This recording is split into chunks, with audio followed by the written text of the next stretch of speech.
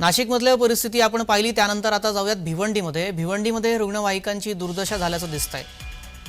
भिवंडी तालुक्यातील उपजिल्हा रुग्णालयात 3 रुग्णवाहिका असून या तीनही रुग्णवाहिका 24 तास त्यात अत्यावश्यक सेवेत आहेत। भिवंडी शहरातील रुग्णांना ठाणे, कळवा, मुंबईतील मोठ्या दवाखान्यामध्ये घेऊन जाण्यासाठी तीनही रुग्णवाहिका सेवेत आहेत। तसेच जुन्या झालेल्या रुग्णवाहिका उपजिल्हा रुग्णालयाच्या परिसरात धूळ खात पडलेल्या आहेत। त्यामुळे इथे देखील रुग्णांची गैरसोय होती आहे आणि त्यांना खासगी रुग्णवाहिकेतून उपचारासाठी जावं लागतंय। त्यामुळे आर्थिक ताण सुद्धा त्यांना सोसावा लागतोय। ही भिवंडीतली दृश्य आहेत। भिवंडीमध्ये कशा प्रकारे रुग्णवाहिका धूळखात पडलेल्या आहेत ते आपण पाहतोय। आयजीएम हॉस्पिटलला 3 ॲम्ब्युलन्स आहेत अवेलेबल आणि त्या तीनही ॲम्ब्युलन्स सुस्थितीत ऑन रोड चालू आहेत आणि 100 बेडच्या अनुषंगाने शासनाच्या नियमाप्रमाणे 3 ॲम्ब्युलन्सची गरज असते आणि 3 ॲम्ब्युलन्स आपल्याकडे आहे। तरी पण आयजीएम हॉस्पिटल हे 200 बेड प्रस्तावित आहे, 200 बेडची मान्यता आलेली आहे। त्यामुळे त्याच्यासाठी 4 ॲम्ब्युलन्सची गरज असते आणि 1 ॲम्ब्युलन्स मिळवण्यासाठी ऑलरेडी आपण प्रस्ताव पाठवलेला आहे।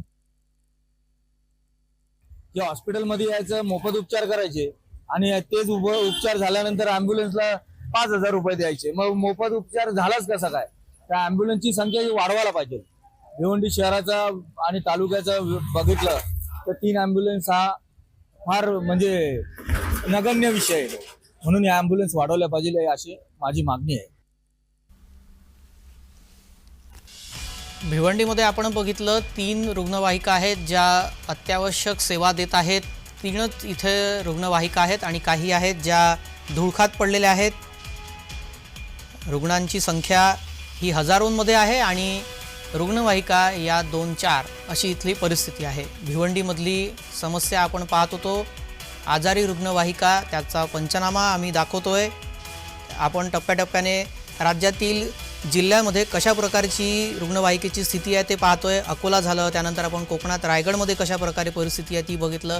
माणगावमध्ये रुग्णवाहिकांची काय स्थिती आहे, त्यानंतर वर्धा झालं, विदर्भात काय परिस्थिती आहे, त्यानंतर नाशिकमध्ये देखील अशीच काही परिस्थिती आढळून आलेली आहे। काही नव्या रुग्णवाहिका आलेल्या आहेत मात्र त्या अद्याप सुरू झालेल्या नाही आहेत आणि आता भिवंडीमधली आपण दृश्य पाहतोय।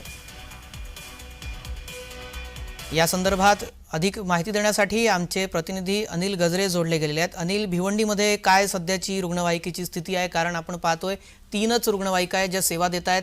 आणखी इथे रुग्णांचा ताण किती आहे आणि किती रुग्णवाहिकेची इथे गरज आहे? नक्कीच त्यात भिवंडी उपजिल्हा रुग्णालयात इंदिरा गांधी स्मृतिलयात 3 रुग्णवाहिका आहेत।